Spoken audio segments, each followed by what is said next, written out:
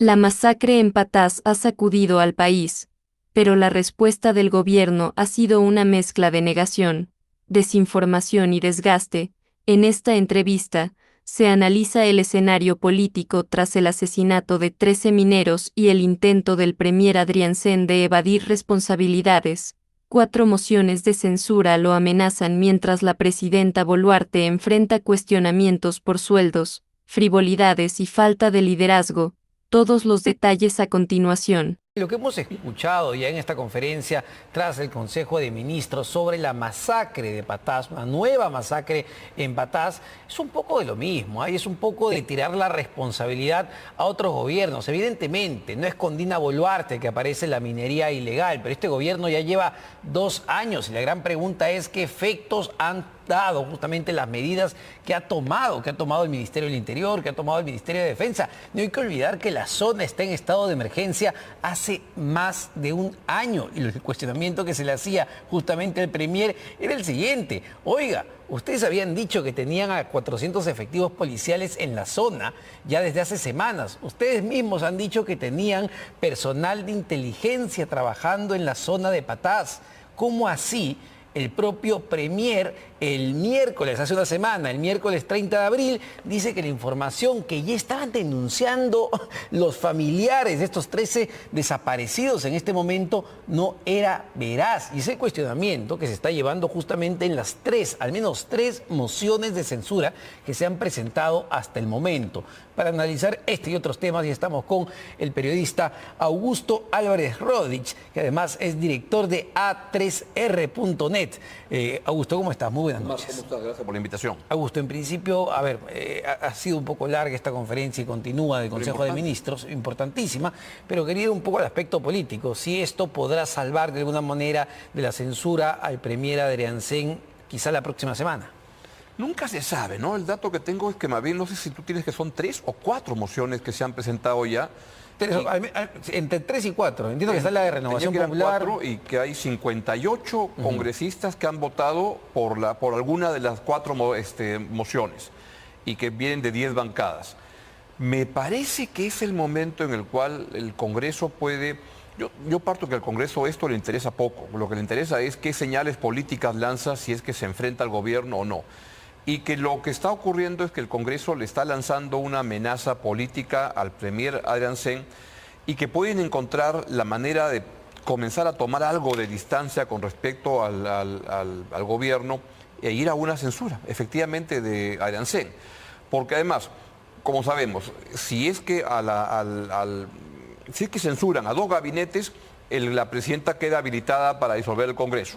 Pero esto acaba el 28 de julio. Por tanto, podrían eventualmente bajarse a este gabinete Adrián Sen y ya parece difícil que vayan a censurar a otro gabinete en junio o en mayo, ya es muy cercano, ¿no? Por tanto, dispararían esto y dan una señal de que toman distancia con respecto al gobierno, por razones electorales. Ahora, he visto al señor Acuña, que es el líder de APP, diciendo que no, que no deberían cambiarse a Adrián Sen. Y el fujimorismo no sé por dónde vaya a ir, que son las 2 fuerzas que más o menos manejan y dominan el Congreso. Entonces, ¿están dadas las condiciones para que pudieran ir a una censura? Como no. Yo que Adrián Sen renunciaría ahora. Diría, es momento de refrescar el gobierno y das un paso al costado. Ese justamente era un punto interesante, ¿no? Si quizá estas mociones de censuras aprobadas contra Adrián Sen, el entorno en el que se está dando en una nueva masacre en Patás, la criminalidad, la minería ilegal, no es una oportunidad más para la presidenta Boluarte, una oportunidad de renovar el gabinete. Sin duda. Y hay una extraña razón en que la presidenta no ha entendido, bueno, creo que no ha entendido muchas cosas de cómo se maneja la presidencia de la República, pero una de ellas es no darse cuenta que los ministros justamente son fusibles, que son para evitar que le llegue a ella todo el daño. Cambias al ministro y entonces eso te permite refrescar y jugar. Como le pasa a un equipo de fútbol, cuando el equipo va perdiendo, no se lanzas 2 a que corran a refrescar y dicen vamos a ver el cambio, cuánto me dura, y das una señal de que la cosa está, que algo puede ocurrir. Y siempre tiene un apego muy fuerte a no cambiar ministros y no salir de los ministros hasta que ya están en la última lona y ahí hacerlo. No solo no cambiarlos, Augusto, sino que además recolocarlos en algún puesto dentro del Ejecutivo, ¿no? Sí, la verdad que es lamentable porque es lo que ocurre. Ahora, es lo que hacen muchos presidentes. Cuando despiden a un ministro, es decir, no lo despiden del todo, sino que le dan otra chamba de manera que no tienes a alguien que te está criticando y que te está molestando después, ¿no? Ahora, es una buena oportunidad, también lo creo, para la presidenta de refrescar el gabinete, pero mencionabas, es también una oportunidad para el propio Adriancén y dar un paso al costado. A eso me refiero. Si pensando en el interés de cada uno, yo creo que a Adriancén le conviene en este momento dar un paso al costado y decir, acá hemos fallado, o quiero reconocer que hay un error y hay un cargo, una culpa política y asumo mi responsabilidad y me voy. Ahora, la razón por la que sería, ¿cuál sería la que están poniendo las mociones? Por la declaración que tú mencionabas al comienzo de decir que no había rehenes, que no habían secuestros y todo eso. Yo tiendo a pensar que no es que el premier estaba mintiendo, es que lo que pasa es que el gobierno no tiene información veraz de lo que está pasando. Y ese es el tema más grave. Cuando ya tú puedes conversar con los familiares, y darte cuenta que no estaban en sus casas y que había una situación de urgencia en la zona. Lo que más me preocupa es la desinformación que el gobierno parece tener con frecuencia. Ese es el tema más grave porque además preocupa y indica que las acciones que han tomado, que los estados de emergencia que han dado, que los 400 efectivos policiales que han movilizado, literalmente no han ayudado de mucho en todo este tiempo. Claro. Y ahora te dicen que conversaba con Carlos Basombrío hace unos días y lo que decía es, ahora anuncia que van a ir 1000 soldados, pero que recién van a construir la base militar. Y claro, mandar a 1000 soldados no es que se van de picnic. Es decir, tienes que ver dónde van a comer, dormir, ir al baño, orinar, etcétera. ¿Cómo haces para poder mandar 1000 soldados? No es que los instalas y los mandas ahí nomás. La logística es compleja. Augusto, te pido unos instantes, vamos a volver al Consejo de Ministros porque le están preguntando sobre la censura justamente. Congreso para absolver casi 150 preguntas, con ese mismo talante democrático es con el que hoy acuso recibo de las noticias que llegan desde el Congreso dando cuenta de 4 mociones de censura interpuestas en mi contra.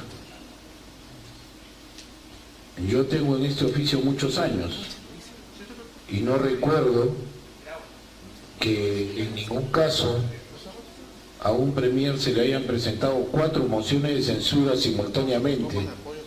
A Jimmy, que lo veo por ahí, que hace pasos perdidos en el Congreso, probablemente recuerde algún suceso parecido. Yo la verdad no tengo memoria de que esto haya ocurrido antes. En todo caso, no me gusta hacer historia de los anales parlamentarios por un hecho como este. Pero en mi condición de presidente del Consejo de Ministros y de demócrata, acepto, por supuesto, estas decisiones de diferentes bancadas y confío en que en los días próximos vamos a poder tener oportunidad de dialogar con estas bancadas y ojalá logre persuadirlos acerca del trabajo que estamos haciendo, de las actividades de trabajo y de la conveniencia de trabajar juntos por la gobernabilidad. En un momento como este, en el que el país es asolado por el crimen organizado, en un momento como este, en el que tenemos a la delincuencia urbana azotando nuestras calles, es cuando más unidos debemos estar. Me pregunta usted si yo estaría dispuesto a dar un paso al costado. Mire, yo tengo una amplísima vocación de renuncia. Amplísima. Si yo tuviera la certeza que dando un paso al costado contribuiría en el cese de la delincuencia urbana o del crimen organizado, no dude usted que lo haría, sin pensarlo 2 veces. Y con relación a la expresión que usted ha tenido respecto del altísimo sueldo de la presidenta, esto no ha sido el resultado de una decisión afiebrada. Esto es el resultado de un análisis que se ha hecho y que proviene ya de todo un trabajo, de una metodología previa que se realiza desde Servir, desde el Ministerio de Economía. Y de allí es de donde esta cifra proviene. Pero aprovecho la oportunidad para decir que es absolutamente inexacto que la presidenta lo haya pedido, lo haya promovido, lo haya indicado. Lo han dicho ya los ministros y lo ha dicho también el director ejecutivo de Servir. Este es un proceso natural de cumplimiento de una ley. Y como consecuencia de ello es que se ha establecido este punto. Pero también, un momento por favor. También quiero decir que esto está en el estudio, en la determinación que se ha hecho. La presidenta no lo ha aceptado, no lo ha pedido, no le ha dicho a nadie, aplíquelo, cúmplalo. Pero se ha hecho la tarea, porque es imprescindible cumplir la ley. Y ya se determinó el monto que corresponde al cargo del presidente de la República. Siguiente pregunta, por favor. A continuación, Giancarlo Cesarego, de Éxitos. Buenas noches, Premier. Bueno, ahí estaban, ¿no? Algunas de las respuestas del presidente del Consejo de Ministros, Gustavo Adriancén, que decía, evidentemente, la pregunta si iba a dar un paso al costado, si renunciaría, justamente lo que comentábamos contigo, Augusto. Él ha dicho, tengo una amplísima vocación de renuncia, pero como nada asegura que con mi salida, justamente esta situación de criminalidad, de minería ilegal vaya a cambiar, él no va a renunciar. Y en eso tiene toda la razón. Siento que el que cambien a Janssen por otro premier no se le va a significar un cambio en que la inseguridad va a comenzar a reducirse y todo eso. Pero escuchándolo, lo veo que es un premier que ya corrió la cancha mucho y que está agotado. Y que además, ¿sabes qué es lo que pasa? Cuando los ministros no se dan cuenta de cosas tan sencillas que desde fuera tú te das, porque es un grupo de trabajo que debe estar como trabajando todo el día, carburando las hipótesis de trabajo, pero cuando no hay un ministro que le dice a la presidenta, subirse el sueldo ahora, de repente es lo que corresponde y es lo que se debe hacer. Pero no es un momento, con 3% de aprobación, con 13 muertos en Patás en este momento, es casi como que un enemigo le recomienda que haga una decisión que tiene tan poco de sentido común, de sentido político, porque no tienes asidero de legitimidad política para hacerlo.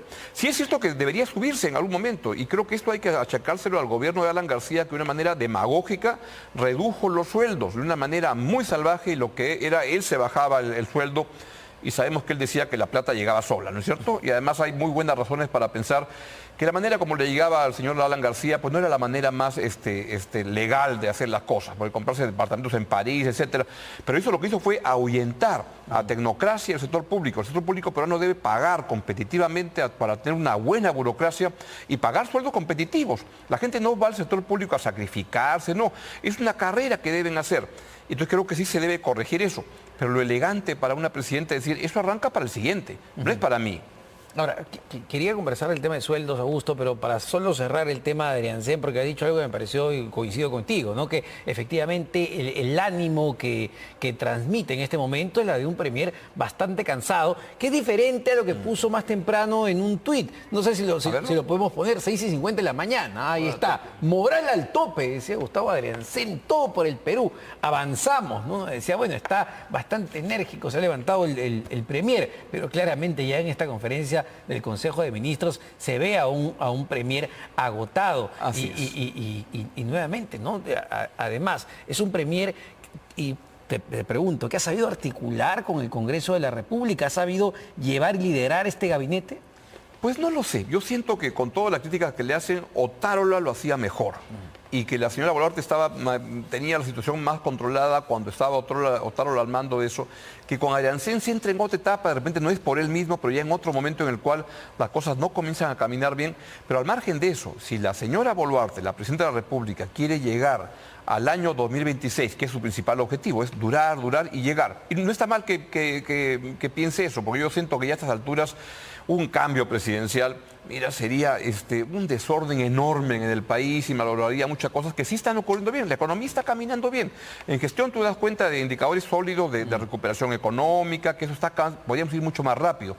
Pero creo que para poder llegar se requiere un equipo ministerial con cara nueva y además que le traiga al gobierno una mirada nueva y que le diga cosas como esto no se debe hacer, esto no se puede. hay que enrumbar el país de una manera diferente para acabar el último año bien. Para mencionar lo que ya habías puesto sobre la mesa, ¿no? Que tiene que ver evidentemente con el sueldo presidencial, que sí, efectivamente, ¿no? Uno ve la escala, pues, y no tiene mucho sentido técnico que el presidente gane menos que el director general. Y menos que el ministro, que el propio ministro, pero claro, el timing, el tiempo, el momento en medio de una crisis, parece que hubiese una desconexión, no solo de la presidenta, como tú mencionas, sino del propio gabinete en su conjunto.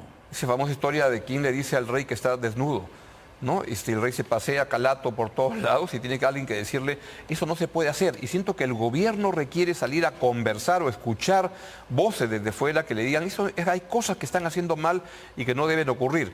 Y eso lo ganas con un gabinete, con gente que traiga ideas nuevas, actitudes nuevas al gobierno. Ahora, pero es solo Adriancén, porque claro, censuran a Adriancén, la pregunta inmediata es quién toma justamente esa posición tan importante que es la del presidente del Consejo de Ministros. Y lo que vemos, para volver al tema del sueldo, es a un grupo de ministros que han empezado evidentemente a salir a los medios de comunicación, a dar entrevistas, a dar respuesta, con la consigna de que no, que está muy bien subirle el sueldo a la presidenta. Entonces dice, tenés un grupo de lamentablemente sobones de por medio en el gabinete.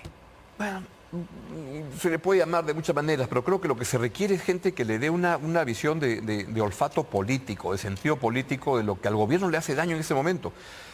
Al gobierno y a la presidenta Boluarte lo que más le convendría es un gabinete remozado, que le dé un sentido de decir, con este gabinete vamos a enrumbar en el tramo final, y este ya es un gabinete, el actual, que ya viene muy golpeado, muy cansado, por lo que quieras. O ha cometido errores, pero el ejercicio del poder golpea mucho, te cansa mucho, te agota, se requiere un recambio para traer ideas nuevas, etcétera. Por ejemplo, yo tenía mucha ilusión, creo que tú también, con el ministro de Economía, Salardi, que ha hecho una gestión en proinversión estupenda. En toda la turbulencia política han sacado un montón de concesiones y ha caminado muy bien. Pero él debería como limpiarse más y de hacer alguna cosa que no está haciendo. Por ejemplo, decirle a la presidenta, no se puede, para eso no hay plata en este momento. O en Petroperú ordenar las cosas, donde hay un zafarrancho enorme y siguen haciendo lo que les da la gana en medio de una idea estatista y hasta casos de corrupción que se conocen y no le dan orden a esa empresa. Ahora, pero justamente no solo es entonces Adriancén, un cambio, digamos, de la cabeza del gabinete implicaría necesariamente que la presidenta también repiense determinadas posiciones dentro del Consejo de Ministros. Eso es lo que yo creo, que se requiere un cambio mayor, que dé oxígeno, que le dé otra mirada al gobierno. Y me hace pensar esa anécdota famosa que no sé si te la he contado, o la he contado acá contigo, pero es cuando el presidente Prado estaba con muchos problemas políticos, llama a Beltrán, que era su principal opositor en el diario La Prensa, y le dice, le ofrezco que sea presidente del Consejo de Ministros. Y entonces el señor Beltrán va a Palacio de Gobierno y le dice al presidente Prado, presidente, acá están mis condiciones. Y le da el papel y Prado lo que dice, lo agarra sin leer, le dice, aceptado, vamos a jurar. Lo que quieres es un cambio político, requieres airear el país, el gobierno, y le haría mucho bien al gobierno un recambio ya. Y un cambio político además pensando en lo que va a ser el último tramo, porque la presidenta Boluarte entra a su último tramo de gobierno. Es correcto. Y ahí te pregunto, para ir un poco a lo que ya se ha revelado, la declaración del doctor Mario Cavani lo que ha revelado es que la presidenta Boluarte mintió. Y hay algunas voces, no mayoritarias todavía, que dicen, oye, ya hay que ir pensando en quién reemplaza a la presidenta, ya hay que ir pensando en una vacancia como la congresista Gladys Echaíz.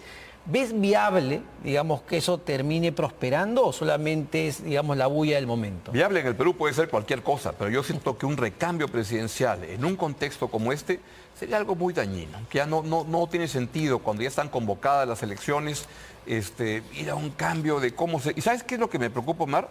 Es que este es un Congreso que es muy corrupto y muy mediocre, y que para ir a la vacancia, a la vacancia presidencial se requieren 87 votos y se requiere el concurso de varias bancadas parlamentarias que para poner sus votos van a decir, ¿y cómo es? ¿Cuántos ministerios me tocan? Entonces el señor Luna Gálvez va a decir, yo quiero 4, y quiero el de la producción, y quiero esto, y ya sabemos cómo actúa gente así.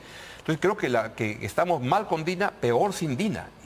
Pero hay que pedirle al gobierno que entre en una onda más sensata y produzca cambios que puedan dar esa sensación de ajuste. Sin embargo, Augusto, también me pregunto hasta dónde puede llegar, digamos, estos niveles de frivolidad, qué impacto pueden terminar teniendo, porque no solamente hablamos de una presidenta que hoy quiere ganar más, hablamos de una presidenta que finalmente se hizo operaciones estéticas, la presidenta de los Rolex, es decir, esas exteriorizaciones de frivolidad pueden tener un impacto finalmente en la población.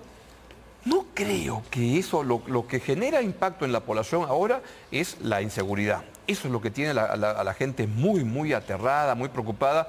Y lo que puede suceder en el camino es que el gobierno se pueda caer por una gran crisis de inseguridad.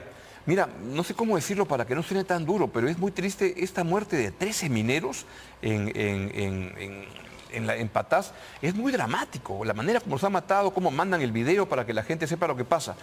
Pero si esas 13 muertes ocurrieran en algún distrito en Lima, creo que tendría un impacto mucho más fuerte. ¿Y lo peor? Y eso remecería al gobierno y se requiere prepararse porque lo que va a venir es fuerte. Y lo que va a venir, Omar, es una campaña electoral donde estamos viendo que están matando periodistas como matan a mucha gente. Ese punto quería tocar, porque me parece sumamente importante y es algo que debería preocuparnos y hacernos pensar en lo que ocurre en otros países como México. Efectivamente, han asesinado al periodista Raúl Celis López a balazos en Iquitos, iba con su hijo en una mototaxi. El problema es que no es la primera vez, ya había ocurrido en Ica también con el periodista Gastón Medina. Así es. Y no tenemos mucha información de cómo han avanzado esas investigaciones. Gastón Medina, que entendíamos era bastante incómodo en la región. ¿Qué está ocurriendo? ¿Esto se puede salir de control como muchas otras cosas que se han salido de control ya en el país? Omar, un sicario cuesta hoy día 300 soles en la Libertad. Entonces, para arreglar cualquier problema, la gente se acostumbra a eso y lamentablemente se están acostumbrando. Mi equipo de fútbol no nos cobran los penales con Cienciano y sacan una cosa de decir vamos a matar a árbitros. ¿Qué es lo que pasa acá? Nos estamos acostumbrando a que la extorsión es la manera de arreglar cualquier problema en la sociedad y eso no puede caminar, pero me temo que la elección que viene va a estar muy manchada por muchas de estas cosas donde en vez de un asesor de marketing contratas a un sicario para que mate al de la otra lista o al de mi lista, así que en el voto preferencial va adelante. Hay que cambiar eso. Con respecto a la muerte del periodista de Iquitos, creo que debemos pedir una investigación profunda, porque todavía no es muy claro si lo matan por ser periodista o porque matan a mucha gente, al que tiene un restaurante, al que tiene una bodega, al que tiene tantas cosas. Hay que pedir esa investigación, pero Iquitos ha entrado en una situación en la cual están habiendo movilizaciones para que se pueda investigar y para que se responda a esto. Esto es lo que creo que puede pasar en el país a nivel general, en que la gente diga, oye, basta ya, la extorsión se ha vuelto un modus operandi para arreglar problemas en el país. Hoy en el Perú, claramente todos estamos en riesgo con lo que estamos viendo en la criminalidad, pero cuán peligroso es que el periodismo, los periodistas empiecen a correr riesgo, que la vida de los periodistas empiece a correr riesgo, sobre todo en un contexto como el que mencionas, un contexto electoral. Yo parto de la idea de que toda muerte es lamentable y que la vida de un periodista vale como la vida de un panadero y la vida de un bodeguero. El problema es que en el periodismo, cuando matas a alguien, lo que estás buscando es que se mate la noticia que esa persona iba a dar y que se controle eso. Entonces, toda vida hay que cuidarla. En el caso de los periodistas hay que cuidarla también porque son gente que transmite y que está haciendo denuncias que deben ser defendidas, respaldadas. Pero me preocupa que hoy en día todos corren riesgo en el Perú, absolutamente todos. Veía en Canal N más temprano la noticia que salía, roban 4.000 celulares al día. Esas son las denuncias que hay. ¿Cuántos denuncian el robo? Porque claro, ¿qué esperanza tiene? Claro. Esto debe ser, y en el camino para robarte el celular te pueden matar. Sin problema. Y esto lo que requiere es que el país se prepare para un momento tremendamente complicado, que es ese tramo del último año con una campaña electoral que puede mancharse mucho y creo que requiere un equipo ministerial que entre con el desafío de tender la carretera para que lleguemos lo mejor posible al nuevo gobierno que entrará con más liderazgo, con más fuerza, ojalá. y pueda manejar las cosas, problemas que son bien graves, y que preserve las cosas buenas que están ocurriendo. La economía se está recuperando, hay que fortalecer ese proceso y la gente está interesada en sus bolsillos, en eso como es natural. Yo creo que la gente no va a salir a la calle por la última operación o porque el doctor Cavani reveló lo que es evidente, porque ¿quién? O sea, no hay que ser adivino ni esperar que el doctor Cavani nos diga que la presidenta se operó por una quería verse más guapa. Eso es lo que quería hacer y que le gusta ponerse relojes y joyas y que le gusta y tener un mejor sueldo. Son frivolidades que hay que detener y un equipo ministerial debería decirle a la presidenta, no se puede. Muchísimas gracias, como siempre, Augusto.